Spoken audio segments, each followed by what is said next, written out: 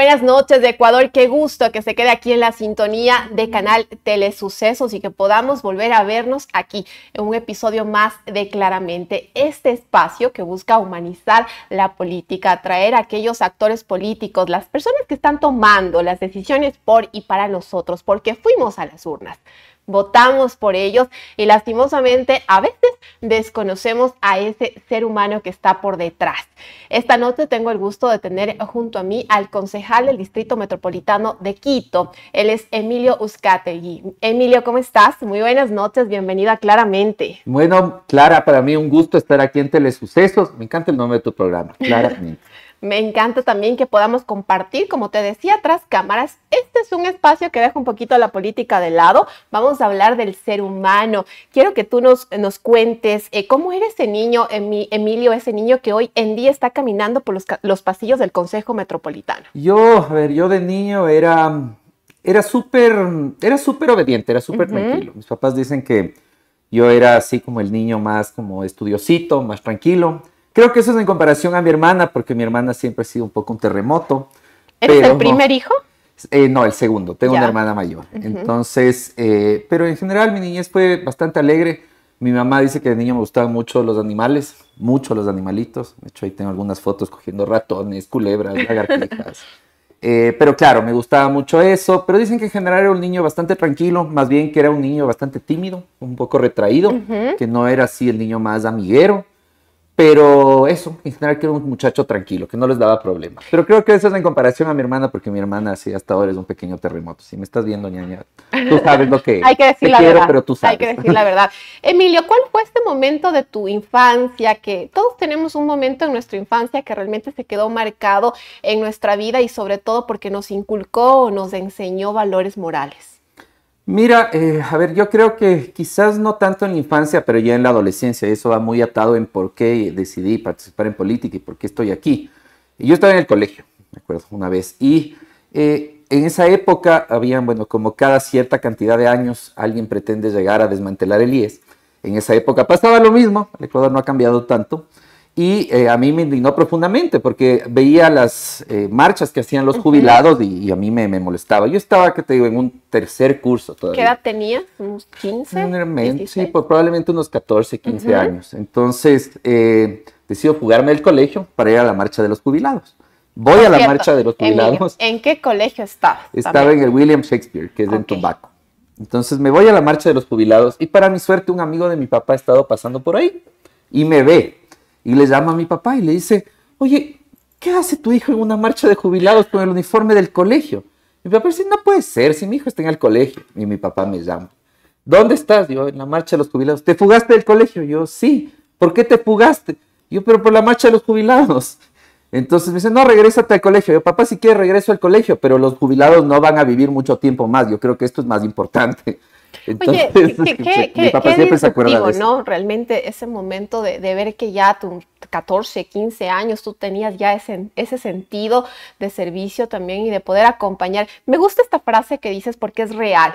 Los jubilados son personas que lo han dado todo por el país, por su familia y muchas veces son los menos escuchados, los menos atendidos. Exactamente. Y siempre, bueno, esa es una preocupación eterna del país y para mí es chistoso ahorita acordarme de eso y ver que cada cierto tiempo siempre hay alguna intención en torno al IES, en torno a los temas de seguridad social. Pero bueno, en gran parte esa experiencia a mí me vinculó mucho a la política. Y luego también, bueno, cuando era joven, gran parte de mi niñez crecí también con una persona que era como el guardia de la organización en la que vivíamos. Y en esa época mis papás viajaban mucho, entonces yo crecí muy cercano a él. Y él a mí siempre me impresionó lo ordenado, lo organizado, lo buena onda que era, lo sensible, noble, era una chévere persona. Pero claro, a fin de cuentas yo me ponía a pensar y decía, yo tengo oportunidades, él no tiene ninguna oportunidad, a pesar de que objetivamente yo sentía que en esa época él era más talentoso que yo era un adolescente. Entonces eso también me decía, como algo está mal con la sociedad para que yo solo pueda seguir con mi vida tranquilamente y esta persona que tiene tantos méritos, tantos talentos y tantas aptitudes tenga que estar aquí cuidando una garita, cuando en realidad podría estar para mucho más. Y ahí es cuando dije, no, o sea, esto es la realidad de esta sociedad, es política y eso en gran parte inspiró también que me meta en política. Y buscar también la justicia social. Emilio, cuéntanos en qué barrio creciste, tal vez mudaste de barrio. Sabemos que eres concejal del Distrito Metropolitano de Quito por el norte, ¿verdad? Sí, soy por el Distrito Norte, pero yo viví toda mi vida en Cumbayá. De hecho esto es chistoso porque la gente se burla y dice que no, que la ruralidad de Cumbayá, que Cumbayá es rural. Y cuando yo era pequeño, de hecho, nosotros comprábamos la leche con el vecino del frente que tenía vaquitas. Es otro Cumbayá el que es hoy en día. Pero hace ya algunos ¿Tienes, años, Emilio, para que la gente se ubique un poquito también? Tengo ya 36 años. Ok. Sí, ya no estoy muy joven. No, sí estamos jóvenes, yo también, la misma edad, pero considero que usted se ve más joven. Que realmente Cumbayá de antes era muy distinto a lo que hoy percibimos, ¿no? Claro, por supuesto. Cumbayá ha crecido de una forma, para mí la presión urbanística que había desde Cumbayá ha sido muy fuerte y eso ha cambiado totalmente la dinámica que tenía. Pero antes Cumbayá era un barrio, era un pueblo y era muy bonito y yo fui muy feliz creciendo allá. Pero ya hace algunos años, bueno, y también un tiempo en mi adolescencia viví en el sector del Ichimbía, en el sector del Dorado. Ok. Y hace ya que será unos 6, 7 años vivo en el norte de Quito. Perfecto. Y bueno, también viví un tiempo afuera, viví un tiempo en Londres para culminar mis estudios.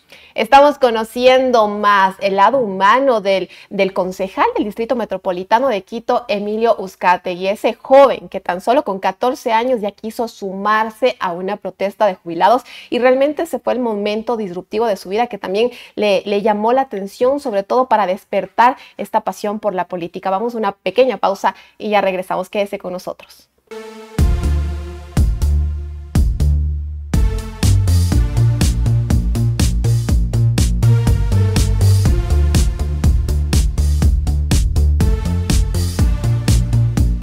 Estamos de regreso, gracias por quedarse con nosotros. Seguimos conociendo más a Emilio Uzcategui, este joven realmente que nos ha llamado la atención por esta anécdota que nos cuentas, Emilio, de tus 14 años ya involucrado en una marcha defendiendo los derechos de los jubilados.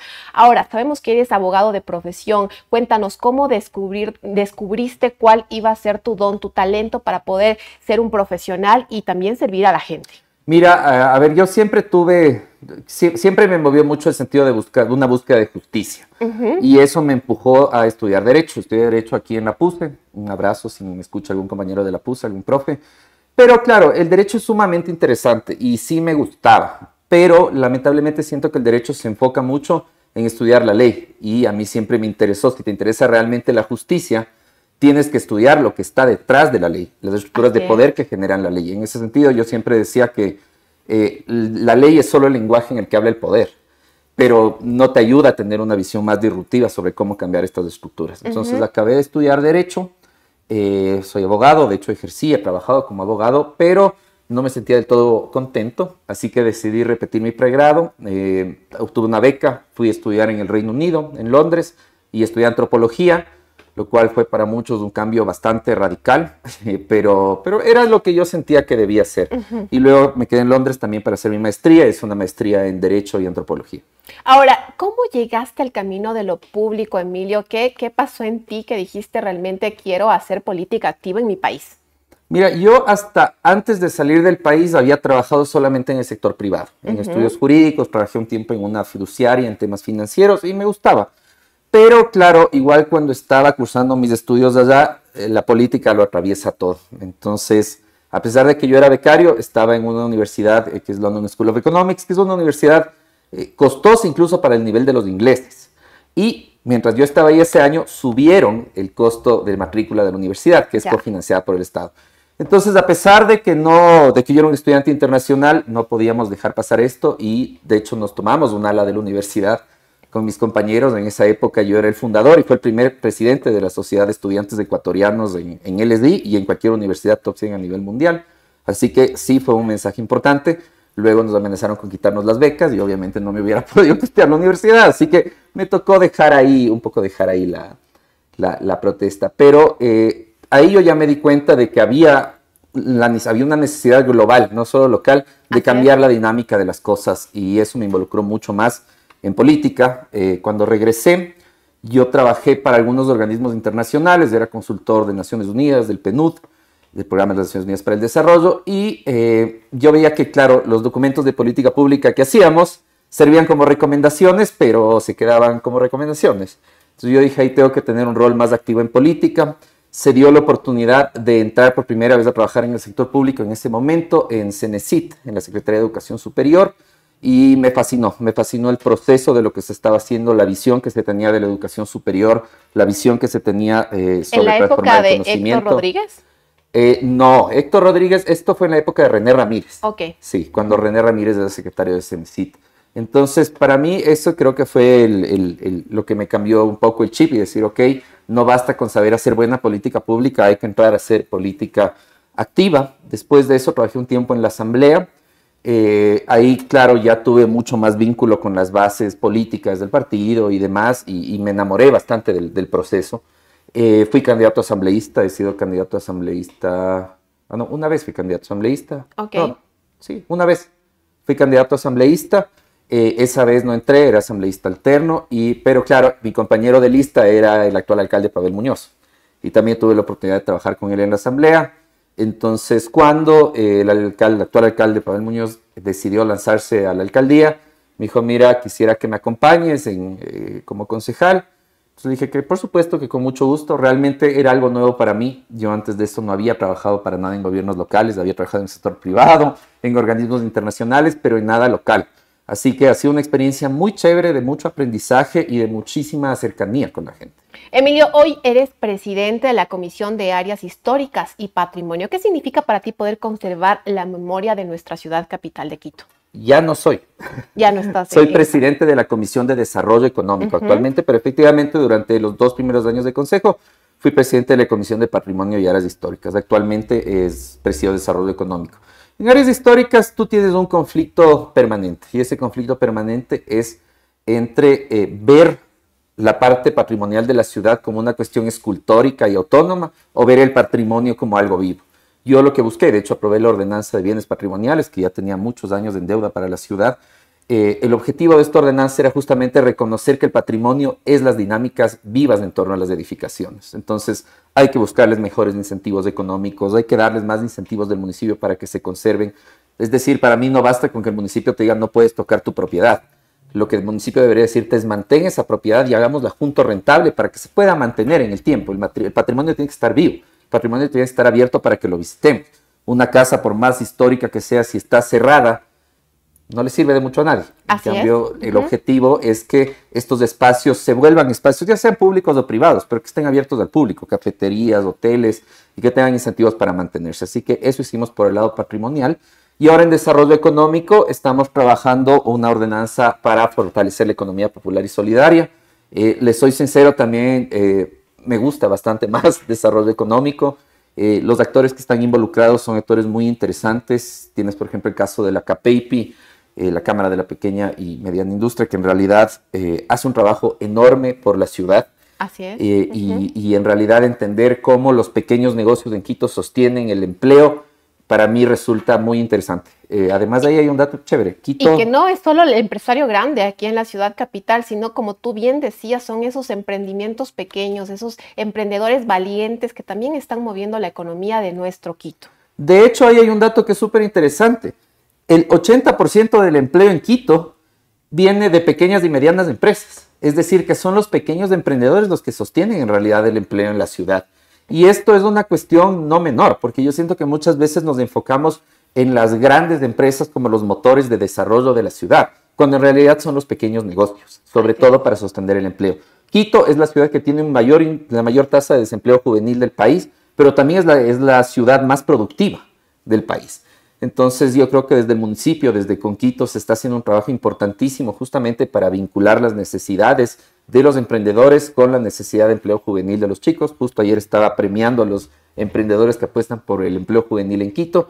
Así que ha sido muy gratificante el proceso en la Comisión de Desarrollo Económico. Emilio, al interior del Consejo Metropolitano de Quito, lastimosamente, han existido muchas polémicas últimamente. ¿Qué tan difícil es ser concejal? ¿Cuál es tu postura frente a estas problemáticas? Mira, a ver, yo siento que el rol de un concejal es legislar y fiscalizar, pero para mí la fiscalización tiene que ser responsable. Fiscalizar algo tiene que estar orientado a que la ciudadanía reciba los mejores servicios públicos de parte del municipio. Ese tiene que ser el objetivo de la fiscalización. Siento que esto se ha desvirtuado y la fiscalización se ha convertido más en una búsqueda de show, en una búsqueda también de medios, que es lamentable, y esto yo lo atribuyo no a una situación del Consejo, sino a una situación general de la sociedad actual, y es lo que se conoce como la banalidad de la bondad. Te doy un ejemplo súper claro. Si es que tú y yo damos esta entrevista tan agradable como estamos teniendo, se acaba la entrevista y chévere, sale y se ve. Pero si tú y yo en esta entrevista nos involucramos en una discusión tremenda, grosera y nos faltamos al respeto, eso probablemente se haga viral. ¿Entiendes? Eso es lo que se llama la banalidad de la bondad. ¿No? Exactamente. Entonces, para nadie es noticia que, no sé, que hay una reunión de Consejo Metropolitano y que nadie se caiga a golpes. Eso es normal, así debería ser. Pero el rato que haya una sesión de consejo y alguien se caiga a golpes, eso va a ser la noticia. Y que lastimosamente es algo no solo del Ecuador, sino de Latinoamérica en general, que buscamos que la noticia, que el titular sea ese momento malo, ese momento polémico, en vez de realmente resaltar y ponernos a trabajar. Hoy en día la gente ha perdido mucho la fe, tanto en los asambleístas, la Asamblea Nacional, en muchos casos se ha vuelto un show realmente, y hoy en día lo que queremos los quiteños, me pongo también aquí al frente a decirlo, es que tampoco exista este mismo tipo de escenarios políticos, de show, de escándalo al interior del Consejo Metropolitano. El quiteño necesita trabajo. Por supuesto, mira, yo siento que afortunadamente creo que en la mayoría también de los concejales, sean afines o no al alcalde de distintos partidos, sí hay una visión comprometida con la ciudad. Yo siento que al menos después de la historia reciente del municipio, lo que pasó con el ex alcalde Yun, del ex concejal Guarderas, la sensación del quiteño era, vean, dejen de pelearse y por Dios pónganse a trabajar. Entonces siento que en su gran mayoría, al menos la mayoría de mis compañeros concejales han entendido esto. Sin duda para mí ha sido una experiencia distinta porque trabajé también muchos años en la asamblea y la dinámica es bastante diferente. Con todo, yo sí veo que este Consejo Metropolitano ha hecho un trabajo importante. Muchas de las ordenanzas que estaban represadas muchos años han salido y eso ya te habla de que hay una responsabilidad de todos los concejales por hacer que las cosas funcionen. Ahora, dentro del Consejo Metropolitano, ¿la amistad vale más que la bandera política? No realmente. A ver, yo no sé cómo expresarlo. Yo al menos tengo una visión muy orgánica porque yo vengo de un proceso de formación política y tú entiendes que un partido tiene que tener organicidad y tiene que tener estructura. Esto significa que si es una decisión de un partido apoyar una medida, como partido vamos todos y la apoyamos, en la medida en la que obviamente eso sea sensata. Y eso es algo que a mí me gusta de mi partido. Yo siento que la Revolución Ciudadana, que es el partido que yo pertenezco, ha sido bastante coherente en cuanto, al menos en el manejo municipal, y eso pues me gusta.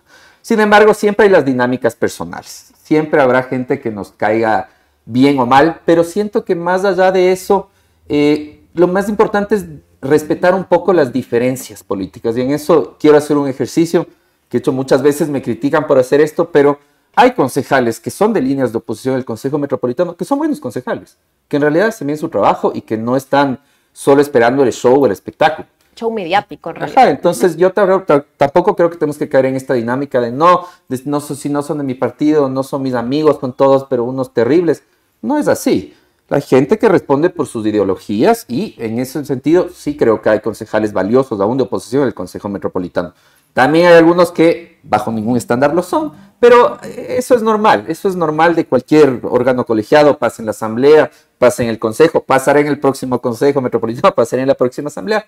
Esto es medianamente normal, pero creo que dado ese escenario, el actual Consejo Metropolitano sí ha tenido un compromiso con la ciudad por sobre todas las cosas. Hay que dejar la bandera política, ya sabe, de lado cuando el bien común es el país, es la ciudad en este caso. Estamos conociendo más del concejal del Distrito Metropolitano de Quito, Emilio Uzcategui. Quédese con nosotros porque se viene momento claro.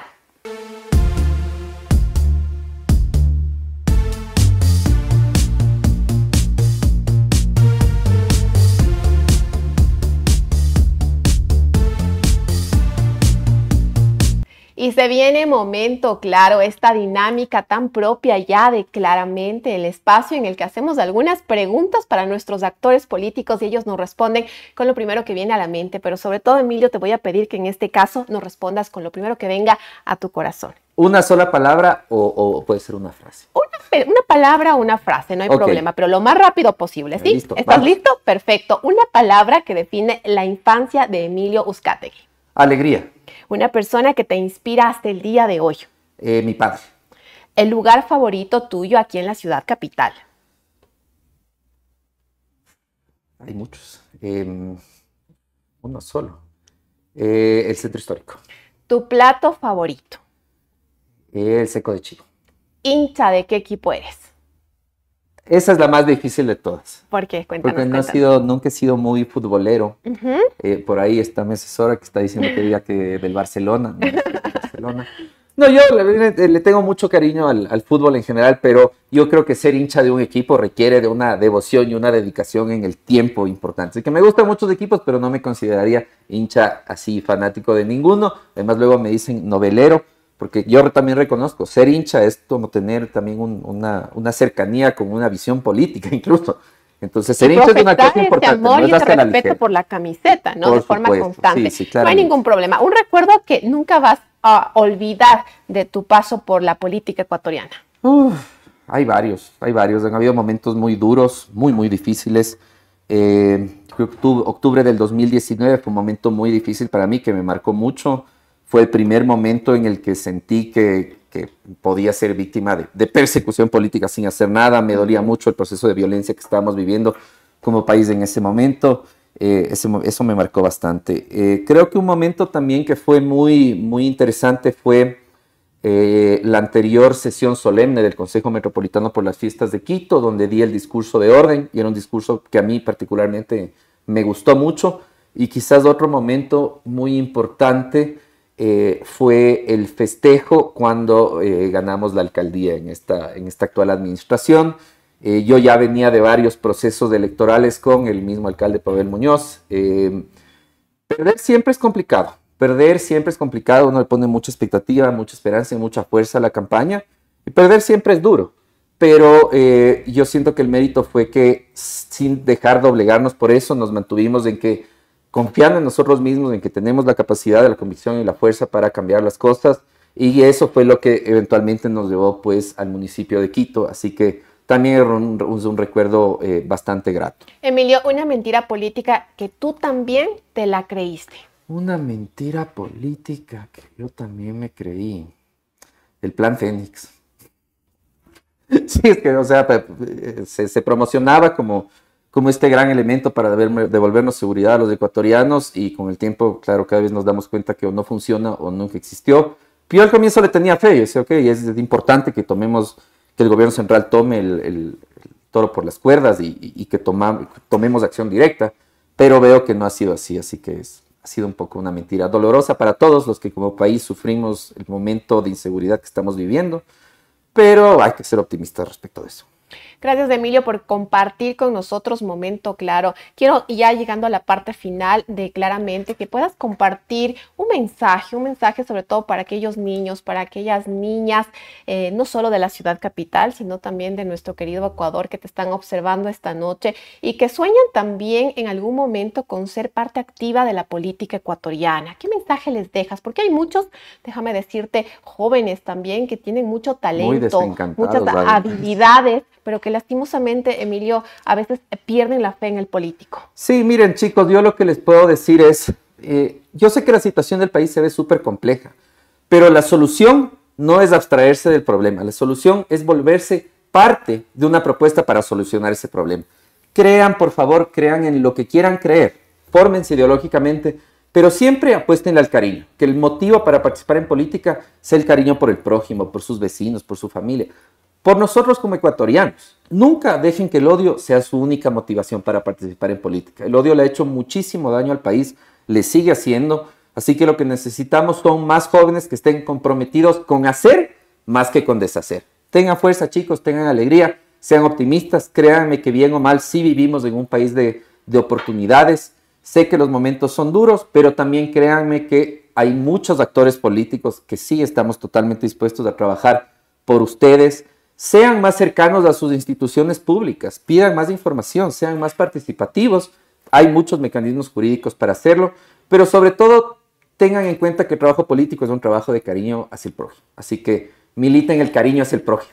Me encanta, realmente quiero hacer énfasis, Emilio, en esta parte de el país necesita más gente comprometida, más gente capacitada también y menos odiadores. Hoy la bandera política que todos tenemos que realmente flamear es la de nuestro querido Ecuador. Agradezco tu presencia esta noche aquí en Claramente por realmente mirar hacia adentro junto a nosotros y también demostrarnos que detrás de una ordenanza, un cargo público, también existe un ser humano. Y a usted que está con nosotros, gracias por quedarse aquí en la sintonía de Telesucesos. Será hasta una próxima en un nuevo episodio de Claramente. Buenas noches.